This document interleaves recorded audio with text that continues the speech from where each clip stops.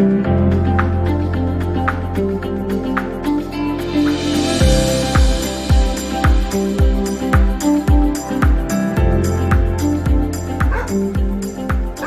a magical morning in Cape Town.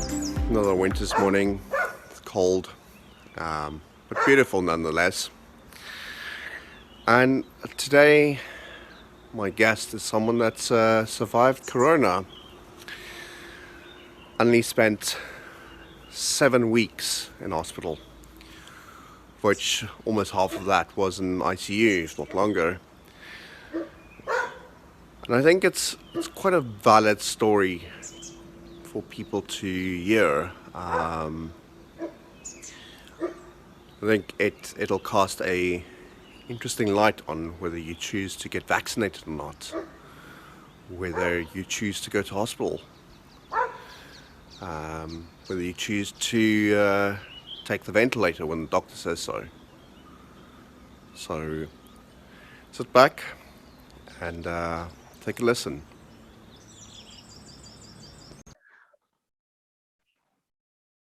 So as I mentioned earlier, my guest today is Annelie. Annelie lives in the Northern Cape. No, we not anymore. We moved to Middelburg and Mpumalanga last year. Middelburg and Mpumalanga. So Middelburg and Mpumalanga is sort of halfway between the Kruger and Johannesburg in South Africa, and just on the verge of where the escarpment starts, and a very beautiful area of our country starts from. And today's talk is about COVID. A lot of people around the world are suffering, and a lot of people are oblivious to the effects of COVID. And Annelie has had a tremendous journey. I will be posting her posts, 7 of them, during the course of today, and her story. And we're just going to have a bit of a conversation of what happened and what led up to it, just to cast some focus on what really happens with COVID, why it's so important to live a healthy lifestyle, to get the vaccination, if that is possible for you to get the vaccination. So, Annelie, welcome to Armchair Conversations. I'm delighted to have you here, and I am absolutely humbled by your journey. So, thank you. When did you have an idea that you might have COVID? Did you immediately think it was COVID? Did it start out as a cold? Well, that's the funny thing is I've been sick for a month, from about end of May to June. Work stress was insane, and I'd just been sick on and off. It would be an upper respiratory tract infection. It would be diarrhea the next time, then it would be a cold. So I didn't actually consider COVID, because I kept going to the doctor and she just kept saying, no, it's not COVID. It's just, a normal cold, or just a normal upper respiratory tract infection. And then funny enough, on the 8th of June, I went to her for stress medication. And at the same time, I mentioned to her, my chest feels a bit tight. And I've got asthma. So I expected it had to do something with my asthma and the stress. And then she recommended I go for a COVID test. And she said, it's been a month that we've been doing antibiotics. You're not getting better. I'm worried about your chest. Go do the test. And I went and I did the test, completely positive that it's not COVID. And then the morning of the 9th of June, I got the dreaded phone call, you're COVID positive, which came as a huge shock. And I, to this day, can't say where I got it. I work from home, my kids homeschool. We follow all the social distancing protocols. I mean, my family, everyone is in Johannesburg. We haven't seen them in months. We only go to the shop once a week, wear the mask, sanitize. We follow all the rules. And I still don't know where I got it. But yeah, that's where it happened, was on the 9th of June that I got the news. Yeah. So, and that's a thing that a lot of people don't understand, is that even though you go to a doctor for some other issues, that if someone that was COVID positive was in that waiting room, and they might have been just before you, they might have been an hour before you, Yes. the virus is airborne. So it It's airborne, stays yes. there. And For you quite a just while. don't know. You don't know Yeah. getting into that confined environment. And you might have sat down, you might have touched the chair where they sat, and it's so easy. It's so easy to contract it. It is, because we're all human. I mean, it's a subconscious move to scratch your eye when your eye is itchy. Yeah. You literally have to change your whole mindset to physically force yourself not to touch your face. And it's not always possible when your mind is going a million miles a minute at what you still have to do. You forget about not touching your face, you know? So there's a million different ways I could have gotten it. And I think also the thing is, you mentioned stress, and if we look worldwide, people are under far more pressure now. If we look at where the stress and strain levels of people were a year ago this time, it was a lot lower because people saw an end to this. And now, a year down the line, we don't see an end in sight.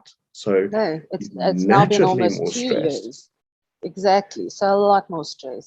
So stress, and then you're not cognitive of what exactly all the small things that you do.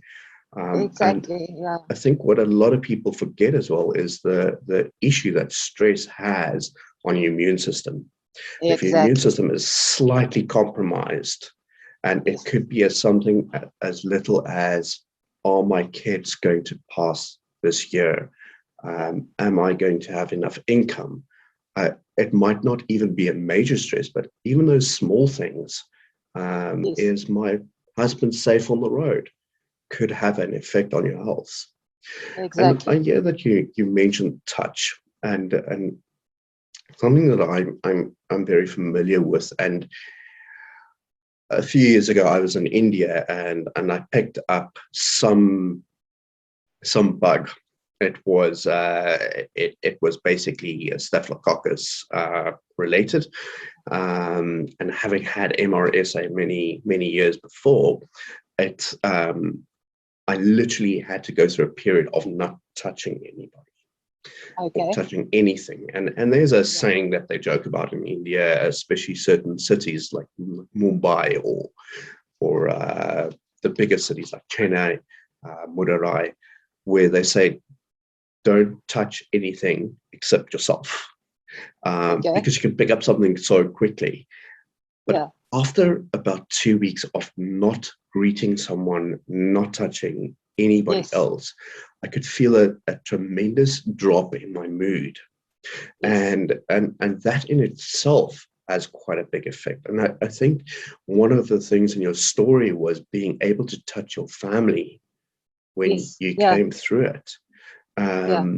So after the not touching people and not touching things, and then you went to hospital, and you were in hospital for such an extended period.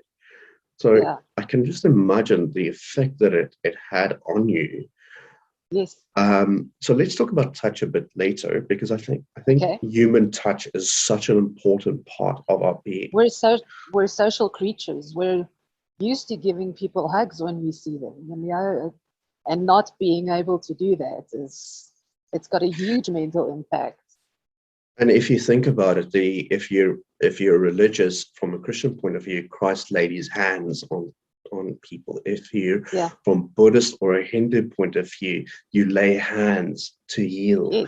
If you're an Islamic point of view, you lay hands to heal. And it's always that healing touch, that we share energy between us as human beings. Exactly. That energy and love, and just that physical touch. It's we're very tactile people. Everyone is to a certain degree, but no one can go without that physical touch for too long. And I think that's breaks one you of the down. things that COVID takes away from us is once we get sick, we can't have that interaction. Yes. Yeah. So do you want to tell us just, so then you got the dreaded call. How long was it before you were actually admitted to hospital?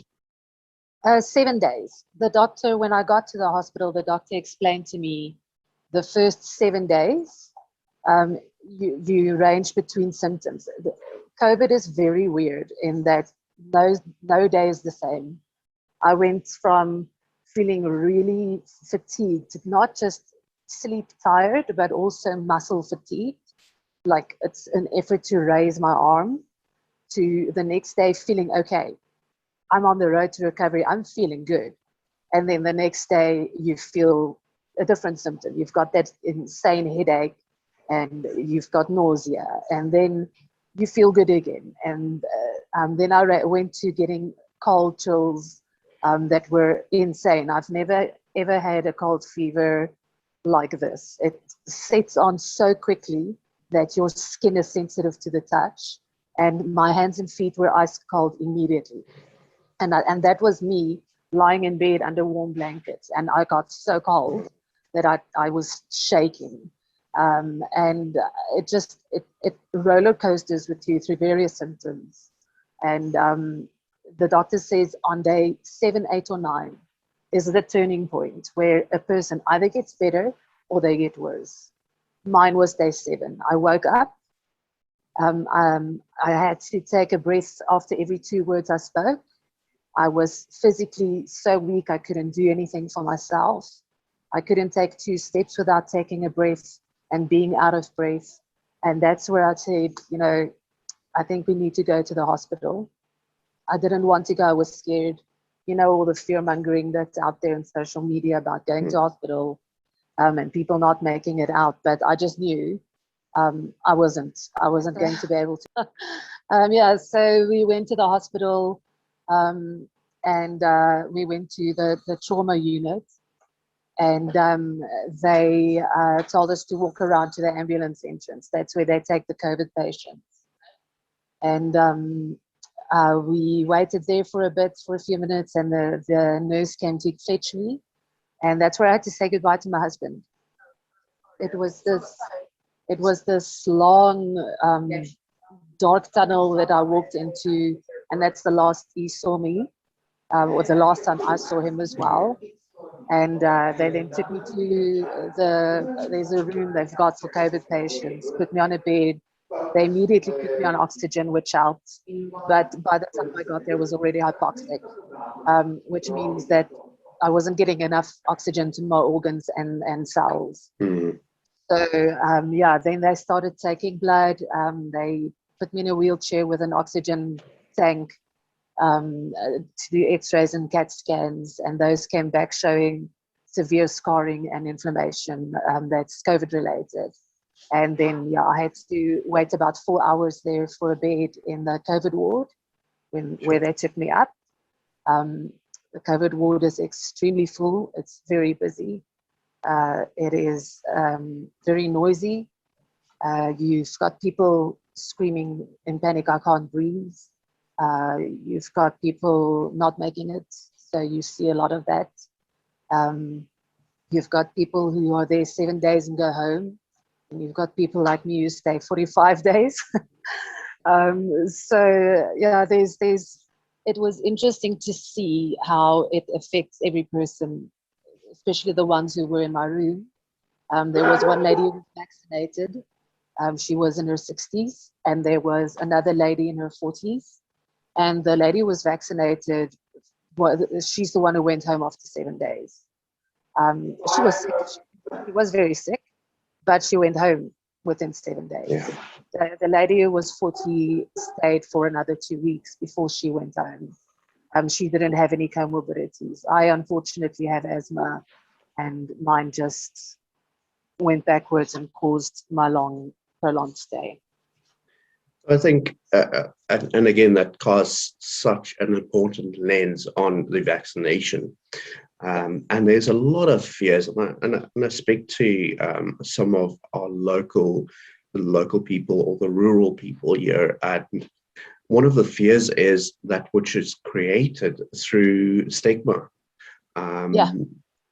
So, for example, the one person, the one family that we work with, they haven't gotten vaccinated yet, and their opinion is, but God told our minister that the vaccination is bad. And the conversation that I've had with them is that if you're religious and you believe that you serve this powerful, empowering God, that God created the surgeons, God created the hands that created the vaccine. So He did, yes. if God didn't want the vaccine to be there, we wouldn't get It it. wouldn't. Yeah, exactly. I And mean, I think yeah, sorry, I'm religious. I'm deeply Christian. But I would have gotten the vaccine, but unfortunately for me, my registration for my age group only opened after I was in the hospital. So I've got to wait 90 days until I get my vaccination. But I spoke to the medical staff when I could eventually speak after the ventilator. I spoke to the nurses. I spoke to my physiotherapist, who'd all gotten their vaccinations. And you know what the physiotherapist explained to me was, COVID's not a new thing. We've got SARS, we've got MERS. There's all that technology, the new technology we've got. There's all that research they've already done on those COVID strains. So that's why the vaccination came through so quickly within 6 months, because most of the field work had been done. They just had to work on this new strain to separate it out and, you know, do whatever they do. And she explained to me as well that the reason why vaccinations usually take 2 years to go through is the red tape from governments. Governments have so much red tape when it comes to vaccination that it literally takes 2 years for it to get out. And because this is a worldwide pandemic, all the governments around the globe took hands and just, you know, said, this needs to get out as fast as we can, so no red tape. And that's why it's come out so fast. And that's what people don't understand. I've had so many people tell me, you know what, I'd rather watch and wait and see what the vaccination does. And in maybe a year or two, I'll get it when I see that there's no adverse effects. And I mean, I saw so many hospital staff and physiotherapists while I was there who'd all gotten the vaccination. They didn't mutate. no. They didn't have adverse effects. They had a few symptoms for a day or two and then they were fine. They're normal functioning human beings. You can still talk properly, think properly. They're fine, you know? So the vaccination isn't bad, and they are overworked. They are so emotional from all the stress, from the people they lose daily. Today they speak to someone who looks like they're faring fairly well. Tomorrow they come to me an empty bed. And, you know, it takes such a strain on them. They work overtime. They're short-staffed. So by getting the vaccine, we're actually going to make their lives easier as well. Hospital beds will open up for cancer patients who need emergency operations and other patients as well who need emergency operations, because right now ICU is just full of COVID patients. There are no other patients in ICU. So I think it's one of the things that a lot of people miss as well. You know, when our president puts in, and a lot of people blame him, but he sits within a council of people giving him advice. And I think you could see how tired he is. He doesn't need to deal with this. He's got his own businesses, but he's doing it because he comes from the era of Nelson Mandela, and it's about doing good. And when he puts these plans in place, like the alcohol ban, I've seen so many people being upset about that. But the reality is, if you go to the provincial hospitals, especially the Tygerbergs and the Baragwanaths and the Vincent Pallotti, sorry, not Vincent Pallotti, you go to Groote Schuur. The biggest trouble is go there on a Friday evening or on a Saturday morning, 2 a.m. Go there on a Sunday morning, 2 a.m. And the ICU is filled with people that has effect of what alcohol has caused, whether it is physical abuse, people in accidents. And Yes. now with the strain that COVID has placed, the hospitals are simply looking at these people and they are in triage mode. It's Yes. not a case of I can save this person. It's Yeah. my hospital is full. Can I save you? There's about a Exactly. 50% chance. This person has an 80% chance because they've only been battered. I'm going to save that person. I'm not going to save the person that came from a fight. Exactly. And And I now think people are dying unnecessarily. exactly. So again, it's that thing of, am I getting the vaccination for myself, or am I Yeah. getting it for the greater good of humanity? For the greater good, exactly. Not just for yourself, but for the greater good. And what people also don't understand is you can still get COVID if you've got the vaccine. It's not a Precisely. guarantee, but your chances of survival and avoiding ICU Oh, it's so much are higher. much greater. I saw it myself in hospital with my own eyes, how people on the vaccine fared much better than people without the vaccine. I saw one person, one lady, in the high flow ward. The high flow ward is the last step before ICU, where they can give up to 60 liters of oxygen. And there was one lady there who had the vaccination, but she also has COPD. So that's why she was there, because of her comorbidity. But I mean, that was the only person I saw there. In ICU, there wasn't one person. I mean, what the physio told me was that 98% of the hospital at that stage was filled with COVID, many people as they can. And And it's not fair. It's not fair on that staff. not It's not fair. fair on them to work 12, 16 hours a day, Yeah. constantly seeing this. Yes. They see this every day. They're supposed to work 5 days on, 5 days off, and they work 12-hour shifts from 7 to 7. And some of them are on day 10 of working overtime. And yet they still come in with smiles on their faces for their patients. They still treat their patients with respect. They still try to keep us upbeat and positive and calm through all this, through everything they deal with, through the stress of, am I going to give my family COVID when I get home? They've got various measures in place at home to either self-isolate themselves from their families or to sanitize before, they greet their children and their families. So, I mean, it's not fair on them either. I can't imagine what the effect on their mental health must be, because It's terrible. it must be. I mean, they almost need to go for trauma counseling. They have to. They definitely have to. I mean, my 17 nights in ICU, I saw more people die than I would like to ever see in my lifetime. They literally rolled the one guy in. They quickly prepared a bed for him. They rolled him in on the ambulance bed, put him on the bed, and not even 2 minutes later, they called it, and he was gone. He'd waited too long to get to hospital. And they put him back on the ambulance bed. And what they would do is they would close all our curtains. Every patient's curtain gets closed when somebody dies. But there's still gaps, so you can still see some of it happening. And they would form lines of respect, and it's super quiet. The nurses and the staff are all super quiet. And they form this line of respect for the deceased while they're rolled away. And when the curtains are open, some of them are openly crying. They just, it's a huge emotional toll on them. I don't know how they get to go to work every day, how they get up every morning and go to work knowing what they're going to face, because you literally know you're going to lose people today to death. You're not going to be able to save everyone. And I think that takes a huge toll. You know, what's so sad for me is that I remember last year, this time at 8 p.m., people used to clap for support for these people, and it's just died out.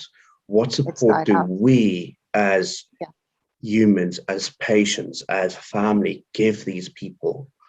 Exactly. How many of us can put our hand up and say, well, you know what, let's do something for these people. How many therapists, how many life coaches like myself can put our hands up and say, well, let me give some of my time to support these people. Yes, yes. How many people pray for these people? I know, and that's what they appreciate is while I was in hospital, there were 2 separate times that one church gathered outside the ICU wards and started playing praise and worship music and praying for people. And they actually took pictures of the nurses standing at the windows, thanking them, just standing there waving at them and thanking them because they're praying for them. And they so deeply appreciate even just a small prayer. Or just a small gesture. They're so busy sometimes that they don't eat in a And that's the 12-hour thing. shift. They don't stop to eat. And I think if communities can just grab hands and do something special, for them, or just something extra, gather money and get energy bars for them to eat on the run, because they're literally on the run. They're not just dealing with one patient, they're dealing with easily 20 patients assigned to one nurse. And they have to run between them the whole time to assist them, because there are patients like me who couldn't walk, who needed assistance with things. And then there's patients who can't breathe. And then they have to prioritize, which one do I go to first? Because three of them are calling me. Which one do I go to first? If we could, as communities, do that, I think it would even mentally give them such a boost. And I think the bigger message here is, regardless of what your background is, regardless of your cultural beliefs, regardless of whether you're religious, whether you're Christian, Islamic, it doesn't matter. Whether you pray or you don't pray, it doesn't matter. At the end of the day, it's about humans. What do we do as humanity? Do we support these people? Because we might not support them, but tomorrow I'll be in that situation, or my husband, or my wife, or my child, or my mother, or my father. And what will you do? I think that is such an important question.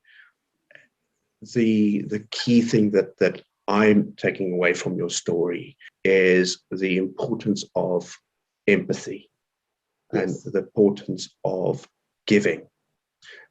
And whether it is a physical touch or just simply raising a hand, sending a blessing or prayer to someone, it is so important. Just taking that little bit of humanity that's inside and sharing love. And I am taking that away from the message. And I hope that everybody that listens to this perhaps just take a little bit away. And I don't know if you want to add to that. My story to you is, my understanding from your story is, it's all about these people. It's not about yourself. It's about the support that you receive from the people that are currently not receiving support. Yes, I wouldn't have made it without their help. There were times that I literally stared death in their eyes. And I developed an anxiety disorder, which is typical of COVID. And I got anxiety medication for it. But I mean, when you see people die in front of you, it's difficult to stay calm. And they did. I mean, they would come stand by my bedside and sing songs to me, or dance for me, or just talk to me and encourage me and tell me it's going to be okay. You've pulled through the worst. You've made it off the ventilator. They were constantly, just encouraging me. And it's literally what you said. It's about empathy. It's about giving that love. I made sure I took the name of every single nurse, and I told them that I'm praying for them, and just that gratitude on their faces of, I appreciate what they're doing for me. And I called them by name. Whenever they would walk into a room, I would say, "Hi, Nozipo, how are you today? Did you have a good rest? Are you okay today? Are you having a bad day? Are you having a good day?" I form conversations with them, and it's such a human connection to show empathy and love. Just that mental battle. You need to be prepared to face a mental battle when you go to hospital. Don't be scared of going to the hospital. They know how to help you. You just need to learn to listen to the staff. That's how you'll survive. Um, and make sure mentally you've got an anchor. My anchor is God and my family. Make sure you've got an anchor, whatever that anchor is, because that's what pulled me through. Because your mental battle can cause your physical health to deteriorate. And I've seen it happen. I've seen when I started panicking, how my stats went down immediately, because the machines would start beeping and they'd know, okay, something's going on, and they'd see I'm busy panicking. And the first thing they would do is ask me to stay calm. So stay calm. Do whatever is necessary. Force yourself to stay calm. I didn't cry once in hospital, because I knew the minute I start crying, I'm going to really cry, and that emotion is going to cause my health to deteriorate. So I kept it in until I came home to my children and my husband. But that was a happy cry. That wasn't, an emotional, I'm not going to make it cry. So just, keep yourself mentally focused and strong on being positive, and not getting negative, not, I'm never going to make it out of here. And prepare yourself for a long hospital stay. Some stay 7 days, some stay 45 days, some stay longer. It depends on your body. It depends on how you listen to the staff and what they advise. And it depends on your mental health. It depends on how strong you are mentally. So yeah, I went in thinking 2 or 3 days of oxygen and I'll be fine. And I came out after 45 days. So yeah, so just, listen to the medical staff. They know what they're doing. Annelie, I think your message is tremendously valid, and it's from a human perspective. I think what we've been seeing over the last year is a lot of messages from the medicine and the medical staff, and we don't always see the message from a human perspective. And no, we don't. I think this is such an important message. And thank you for sharing your story, and thank you for being an advocate for these people that do not have voices. And they're not allowed to voices. speak out. Yeah, they're not allowed to speak out about what happens inside. So I felt I had to share. I had to tell people. Yeah. And I also think that it's even if they were allowed to speak out, I think the what happens is so taxing on them that they don't want to share this. They don't want to put people through that same turmoil that they go through. And I think now is a time that we need to start looking after these people. We need to start caring for the people that care for us. So exactly, because you might just need them. Exactly. You never know. Yeah. Or somebody that you know will need them. Or somebody you love will need them. Exactly. So thank you very much for sharing that. And you're welcome. And yeah, I mean, I'm encouraged by your story. Let's share this, and let's make a change. Yes, that's my goal, is to make a change. Thanks, Monet.